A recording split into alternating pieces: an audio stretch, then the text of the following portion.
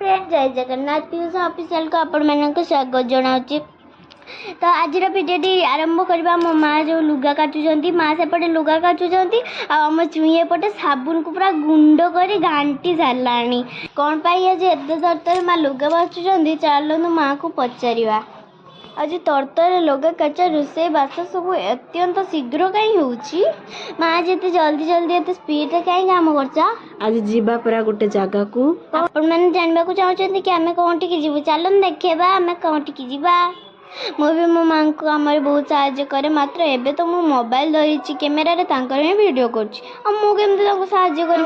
छोट पिला माने माँ मान को साहय करती कि नहीं कमेंट माध्यम निश्चिंत जनइबे एबे माँ लुगा काटी सारी से जो सर्ट पानी टाको तले आम आसी पहुँचेलु आमर जड़े अजा घरे राति आसी पहुँच जाइल सका उठे मु मुड़ी भोजन टा आगे करदे ए देखो आमर ये प्याज लंका रसुण सब दिखाई बहुत बढ़िया तो लगुच से आई बनई आउ एबे मु रील्स करी आसिक ठियाई मु ओढ़ना देकी ठियाई आउ से आई पूजा कर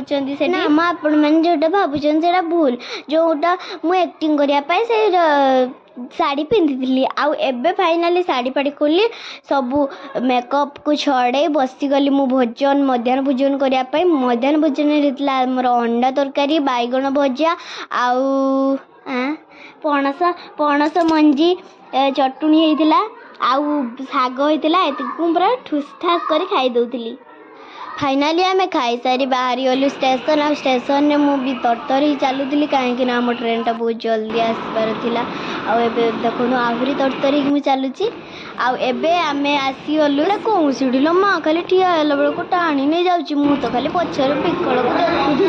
विकल पछ को देखुली आपण मानक सीढ़ी चढ़ा भल लगे ना नहीं कमेंट माध्यम निश्चिंत जनइबे आसी पूरा मेन जगह पहुँचीगला मुझे डेई पड़ी पलैली आबे आम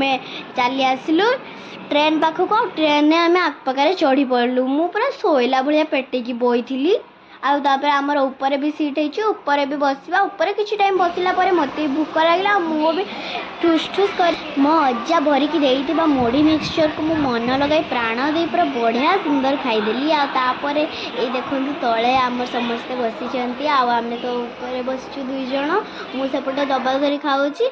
आबे आम आसिक पहुँची गलु फाइनाली आम बासभूमि जलेश्वर माटी स्टेशन आसिक आम पहुँची गलु बापा फरमाई जेहेतु थिला माछ तेणु मो माँ माछ गोलौचंदी आउ माछ भजा हो सारा पर आम खाई पी चालू शोवाक रही बाय जय जगन्नाथ। भिडियोटी भल लगे लाइक शेयर सब्सक्राइब निश्चिंत करेंगे आ माछ भजा केमती लगुच सेटा कमेंट जनइबे बा।